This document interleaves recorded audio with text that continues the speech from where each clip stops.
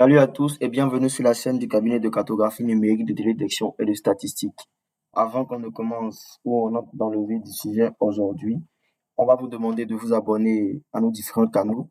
Vous aurez le lien dans la description, Facebook, YouTube, ainsi que notre chaîne WhatsApp et le lien vers notre link.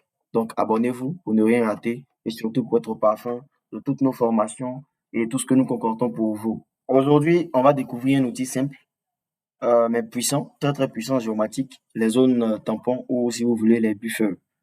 Pourquoi s'y intéresser? C'est très simple.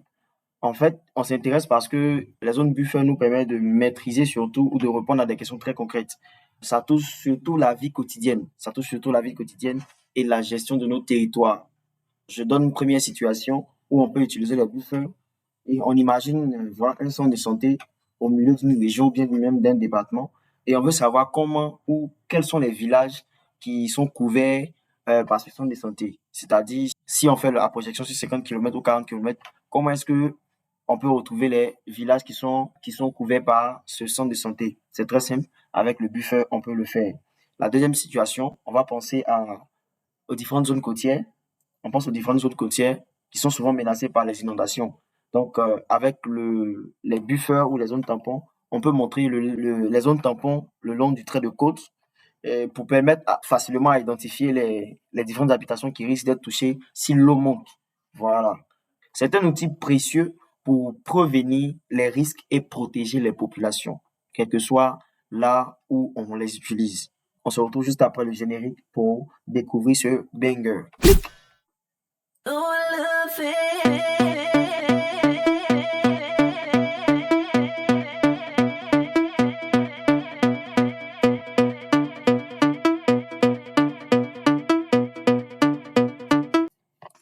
Vous aurez impérativement besoin d'une zone d'étude sur laquelle vous allez travailler.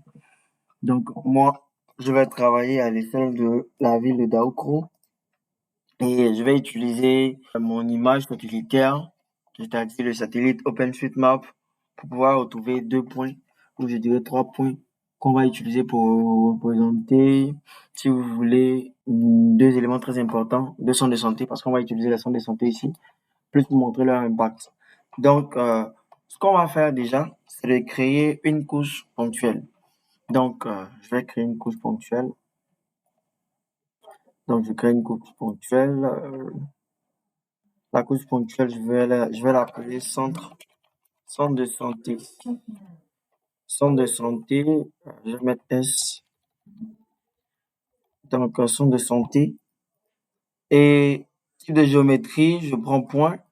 Et au niveau du SR, vous devez définir le SR parce que si vous ne définissez pas le SR, arrivé dans l'outil tampon, vous ne pourrez pas changer de distance, soit mettre en kilomètres, en yield ou bien d'autres unités de temps ou d'autres unités de distance. Donc, moi, je vais changer le SR. Je sais que Daoko se situe dans la zone. Je vais mettre l'image sur l'écran, vous allez voir. Daoko se situe dans la zone 30 nord. Donc, je vais sélectionner ou je vais chercher dans ma barre de recherche ici WGS 84, WGS 84, 84. Et vous allez descendre, chercher la zone 30 nord. Moi, je l'ai déjà ici. Donc, je vais sélectionner juste et je fais OK. Définissez toujours le SR bien avant de finaliser la création de la couche pour pouvoir aller vite. Donc, une fois que c'est bon, je valide. Et ici, je vais juste cocher le satellite. Et déjà, sans trop zoomer, je vois 2 points. Donc, je vais activer le crayon. C'est-à-dire, je vais basculer en mode édition. Je bascule en mode édition. Donc, je vais créer ces 2 points-là. Je prends ce premier, je valide. Ce deuxième également. Donc, une fois que c'est bon, j'enregistre les 2 points. Et on a déjà nos 200 de santé. Et ce sont ces 200 de santé-là qu'on veut montrer leur impact. C'est très simple. Ou bien on veut essayer de représenter les zones tampons à travers ça. Donc, vous allez juste aller vous allez partir dans la barre des menus. Vous allez partir dans vecteur, outils de géotraitement et ensuite tampon. Une fois dans tampon, vous allez maintenant rendre l'élément. La couche source, normalement, sera la couche déjà sélectionnée, la couche des centres de santé. Si ce n'est pas le cas, vous sélectionnez la couche des centres de santé en fonction de ce que vous voulez représenter, pas forcément les centres de santé.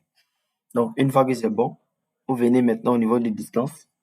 Vous pouvez modifier la distance. Vous pouvez prendre vous pouvez mettre en mètres comme en kilomètres, comme en pile, en mille, en yards. Donc, moi, je vais préférer laisser en mètres. Et ici, je vais prendre comme zone de couverture pour ces 200 de santé, 500 mètres ou 400 mètres. Je vais prendre 400 mètres d'abord. Segment, vous laissez par défaut. Segment, vous laissez par défaut. Ensuite, style d'extrémité, vous laissez ça rond. Vous pouvez modifier, ça dépend. Ensuite, le style de jointure, vous laissez également à rond. Limite d'angle, pas obligé de modifier, vous pouvez laisser, mais après, vous pouvez entrer en profondeur en utilisant les différentes positions. Et une fois que c'est bon, au niveau de mise en tampon, vous allez partir enregistrer ce que vous allez venir faire dans un dossier de peur que ça soit perdu.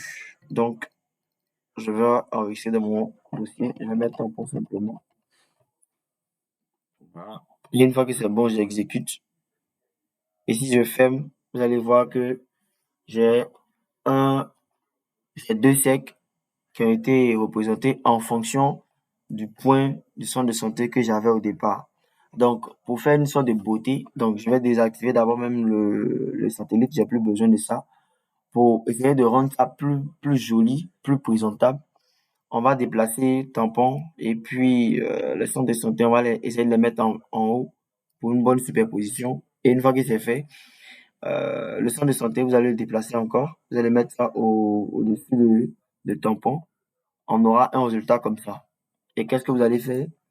Vous allez changer la couleur du tampon. Vous allez mettre ça en jaune. Donc, je vais mettre ça en jaune. Je vais utiliser le gradient yellow. En jaune, j'applique. Et le centre de santé, lui, je vais changer son symbole. Donc, je vais utiliser un symbole SVG ou une image raster déjà dans mon dossier. Donc, un symbole rapidement. Ok. Hmm. Il est où? Rapidement, santé. Ok. Donc, on peut choisir n'importe quel symbole. Je vais juste prendre ça. Donc, pour la taille, je vais le mettre à peut-être 8. On va voir d'abord ce que ça va donner derrière.